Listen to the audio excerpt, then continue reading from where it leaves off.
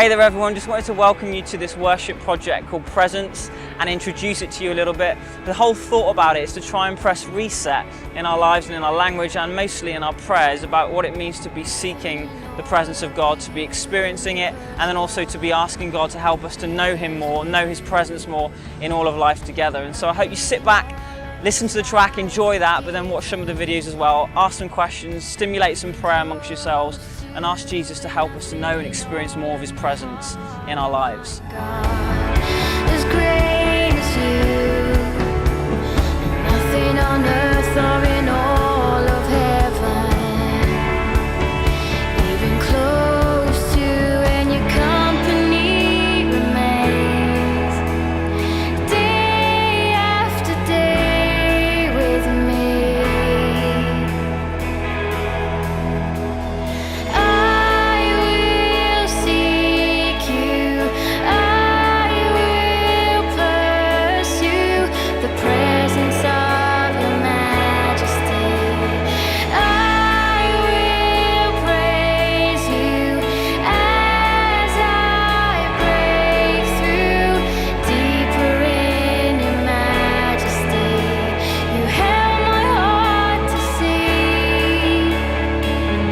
Well, I think thus far in my life, my main experiences of the presence of God and encountering the presence of God would be mainly a knowing and a belief that He's there. And that can be interspersed with moments when I bump into an experience that is not part of my normal daily experience. And I then have to go on a journey of trying to unpack what that experience was. Was that God? Was it something else? Found in the place of your presence. You are worthy to have all my heart and all my devotion.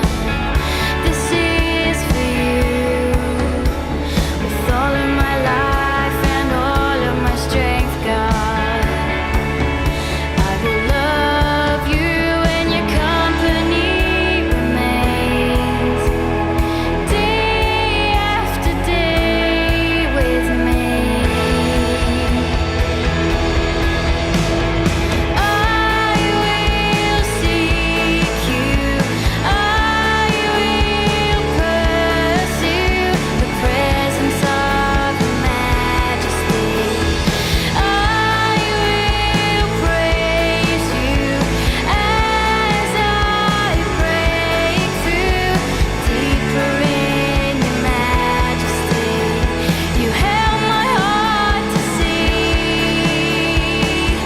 The presence of God is being next to this spring of life, like a beautiful, crisp, cold spring in a desert, in a scorching hot day.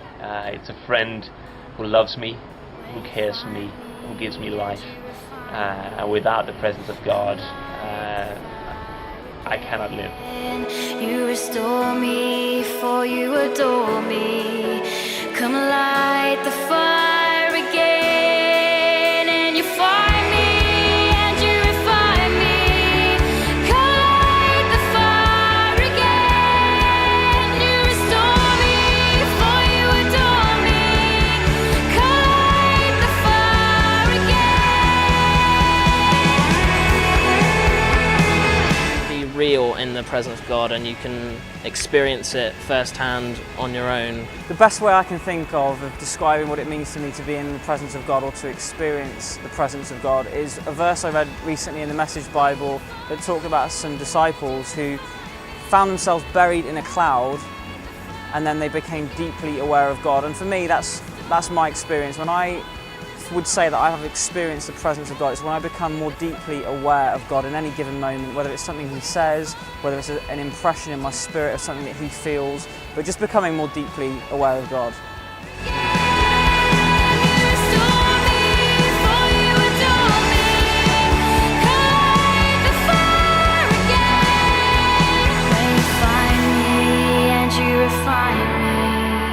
Come light the fire again. You restore me, for you adore me. Come light the fire again.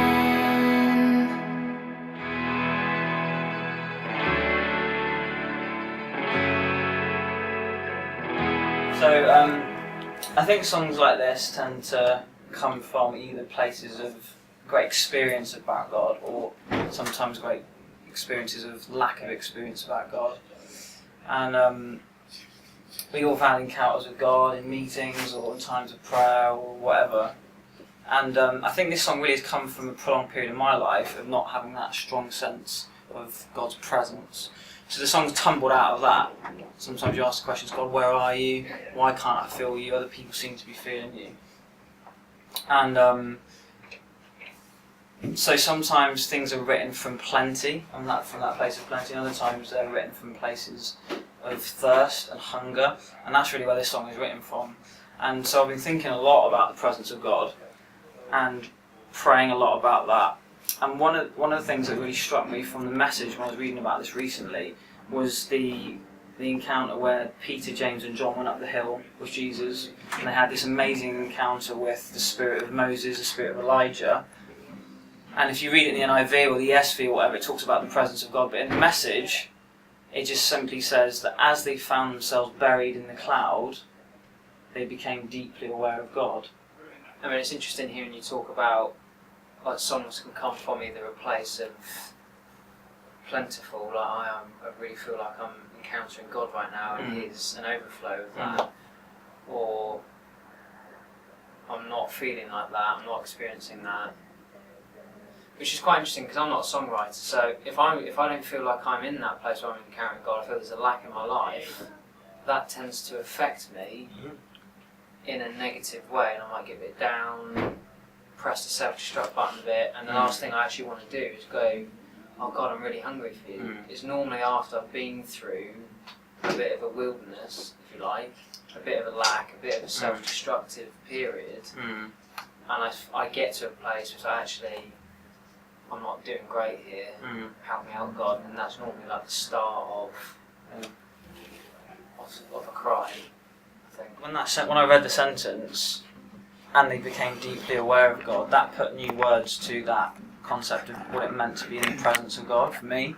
Because you can think about the presence as being this kind of like ethereal, almost comforting, external force, and yet He is within us, the Spirit of God dwells within us, we're possessed by Him. So I don't know what you guys thought about that, but when I read the line, they found themselves buried in the cloud and then they became deeply aware of God, I thought, flip me, I'm so unaware of God a lot of the time. And those beautiful moments where whether you're at the front of a meeting or God ministers to you privately in your bedroom, and you just find yourself much more aware of what God is saying and the fact that He's here anyway. So that's why I started asking myself the question, what am I doing to pursue those encounters with God? Or what am I doing to pursue God in a way that means I'm just generally more aware of Him in my life, rather than having these peaks and troughs of just some kind of random, occasional glimpses of what it's like to be in His presence. Because we understand that so little, maybe we are actually experiencing more of that than we think. It's just that we're not really aware of that. Even that dynamic with those guys in the cloud, and it's just that imagery of them finding themselves buried in the cloud. It's, if you like, on Dartmoor or something, and the fog and the mist sets in like ridiculously quickly. Suddenly you can't even see in front of you. Last Christmas I'm walking along a pathway when I was taking a break over the Christmas period, and there's a lady up ahead in a wheelchair, and as I pass her, I've never had this before, but I just felt a voice say to me, I didn't hear anything, but I just felt a voice say, she's too young to be in the wheelchair. So after about 20 seconds of having walked on past her, I kind of thought, I'm kind of tired of not knowing the reality of this thing that we read about and we talk about a lot around church service, the presence of God. Is the presence of God just a matter of talk, or is there an experience to have, whatever that experience is? And so I thought, I'm going to find out. So I went back to the lady, and cutting a long story short, I was able to pray for her reasons for why she was in the wheelchair. It just took 20 seconds, and I just declared the love of God over her. And I said, is there anything you can do to see if there's any anything's actually happening here, or whether this is just something that happens in the mind. And so she got up and started to walk, and she hasn't been able to do this for 1.5 years. And after about 20 seconds being out of the wheelchair, she's going, "This is amazing, this is amazing." And I said, what is? Because I've never seen it before, so I don't know whether this is normal or whether it's not. And so she goes, "I haven't been able to do this in 1.5 years, I haven't been able to move my neck, I haven't been able to walk." I know you did, pain-free for 1.5 years. I said, "So what are you experiencing now?" She said, "I can't feel anything." And I said, "Well, do you want to walk a bit further?" So she let go of my hand, she was able to walk a bit further, and God just came and met her there on the path. But what I thought about this situation is that I wasn't feeling anything. It wasn't like I felt something come upon me, I didn't hear a voice from heaven, I didn't see a lightning bolt in the sky, but it was just a subtle sort of movement in my spirit that prompted me. And I thought, how the heck could something so amazing as a woman getting out of a wheelchair be almost based upon me picking up the subtlety of just a slight murmur in my spirit? And you would think that if it was God Almighty, you would know when He's wanting you to do something. And so, as I kind of as I've looked back at that more, and as I've sought to kind of figure out what happened in the moment and how I can respond to that in the future, I'm learning that the more I give attention to that little murmur, the stronger it grows.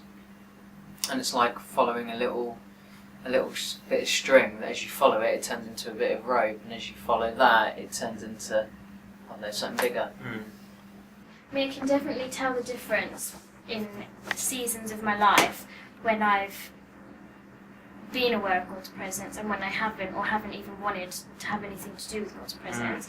And the change, I think, is dramatic. Like, I'd go through a couple of years of thinking, "Wow, what have you done for me recently, God? I don't, and I'm miserable, and I'm horrible to people, and I'm just self-centered, and I'm doing everything for me as opposed to enriching God's kingdom and enriching other people and trying to help other people." And then flip side of that, when I was discussing with my mum something a couple of months ago about a pretty big decision in my life, and we were talking about it, and she goes, "Look, I really want you to do this because I feel that this is what God's plan for you is." And as she said that, I just felt like something lifted, overcome by the sense of peace that I have not felt in years and years and years.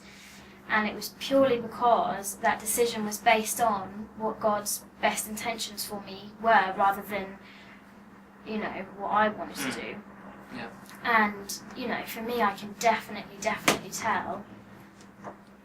see the difference in myself when I'm living for God and when I'm living for me. There's a huge difference. Yeah. Like, Big time. physically, people have commented and said, "You look so much better." Physically, people have said, "I like spending time with you now." Not like, so people have said, "You're a joy to be around now." And I'm like, do you know what? Actually, it's not worth trying to do it the easy way. Because at the end of the day, it's not the easy way. Yeah. So did you find yourself doing anything after that? So did you kind of find yourself hungry for more of that sense of His presence? For sure. And what did you do? Well, for me, I connect best with God through worship. And, for me, it's been a target of mine to not just sing the song, but actually listen to what the song's saying, listen to, what the lyrics of the song actually mean. And, if I'm asked to lead worship or whatever, I won't just pick best sellers. I won't just pick the ones the crowd pleases, everyone wants. It's more like, okay, what's the message of the talk? How will people best respond to the message of that talk? And it's, more, and I find that I connect with it through God a lot more when I'm doing that, rather than just, I like this song, everyone likes this song. Yeah. Having been someone that's grown up in a Christian family, and having been someone that's grown up around church all my life, and been surrounded with all the lingo and the CDs and all the hoo-ha that comes with a Christian community, the thing that still remains on my heart as the biggest excitement is I get to know this amazing God. I get to experience Him, I get to know Him, I get to go deeper with Him, and I think that's the thing, is that we haven't even touched the tip of the iceberg with God. Yeah. And so there's an invitation to scratch that, isn't there? Yeah, I think the danger is sometimes I think, okay, I've got my neat theology sorted out in my mind, that's my experience of God, that's my encounter with God, that's how I know He's with me, is that I've got all my neat little thoughts of understanding it in my head, when actually He's a person and He's real and He's there, and the invitation is that I can get to explore that for all eternity. And what on earth am I going to find when I do that? What am I going to find in the God of love? What am I going to find in the one who, for some reason, has given His life for me? That is bizarre. I find that painful to think about. And so it's like, wow, what can I find? What is there to find in God? So there's an exploration, isn't there? A discovery. Yeah. So there's like there's infinite eternities of stuff to find out about God, and yet, from my point of view, I just know so often I'm not proactive in seeking Him. Because that word is such a Christian word, isn't it? Oh, I will seek you. What does that mean? Mm-hmm. You're not going to go off looking for Him in BD3. He's not in any one location. He's behind the bush. He's on it. Yeah, you find the burning bush. But so I just try and get us beyond Christian cliche where it's like, I'll seek you, I will pursue. Well, how am I seeking you, Jesus, and how am I pursuing you? I want us to get beyond just saying, I'm seeking you. What does that look like? And just for me, I know that seeking His presence has to involve stopping, pausing. It has to. There's traffic. So much traffic everywhere. I have to pause, I have to stop, and I do have to be quiet. And some of these things are just foreign to us. Yeah. In culture, stopping, being quiet, listening. Do you think one of the reasons why there's such a struggle in doing that is because I'm afraid to stop, and I'm afraid... In case I don't hear Him. In case I don't hear Him, and actually, do I believe that I will? Yeah. Do I really believe there is someone there to encounter? And so the fear is, if I stop playing video games, if I stop listening to my music, or it's not about obviously stopping stuff that's bad, but if I just give a chance to listen to someone, in the same way that if you were trying to have a conversation with me, I wouldn't be busy with Festa because I'm not going to hear what you're saying. So, okay, let me stop here, Nick, what you're saying. I'm afraid that actually there isn't anyone speaking, and so I'm going to be left with nothing, and that causes a massive fear. Yeah, that's a great point. Yeah. And so ultimately, I live according to what I really believe, and that is, I don't really think there's anything there to pursue, to encounter, to be filled with, and therefore I'm going to stick with this that I'm doing, because that's filling the hole, that's filling the void. Yeah, for me, I think it's phenomenal. Like, it gets me every time that no matter how much we blatantly disobey God, He's always there. He's always saying, "Come back to me. I still love you unconditionally. I still want you." Even when you don't trust that He's even there. when you don't trust that He's there. Even when we don't want Him there, He still wants us there. Like, there's a sketch that I saw the other day about. It's called. Have you heard the Lifehouse thing? It's a sketch basically, and it's this girl. She starts off entwined with God, in sync with God. She's dancing with God, in sync with God, and then over the course of the sketch, she gets distracted by money. She gets distracted by boys. She gets distracted by alcohol, and she gets completely bogged down, and it gets really dark towards the end. But then there's God fighting His way through all of that stuff, and He claws her back and grabs her at the end, and it's like, yeah, I don't care that you've done all that. Yes, I would have preferred you didn't do that. That wasn't my plan for you, but I made you, I love you, and you're still perfect to me. Yeah. Hence the line in the song that says, "I restore you, for I adore you." Exactly. In terms of God's presence, I think one thing that's really, really important is that even though God is present everywhere, there's the difference between that and His felt sense of personal presence. And God is intensely relational, and so knowing His presence in relationship with Him is totally different from the fact that He's present everywhere all the time. So when I was about 7, I had my first real encounter with the presence of God when I became a Christian. And it was in that unique combination of mixture of nerves, mixture of excitement, and you just sense that God is present doing something. And it was in that moment I became a Christian.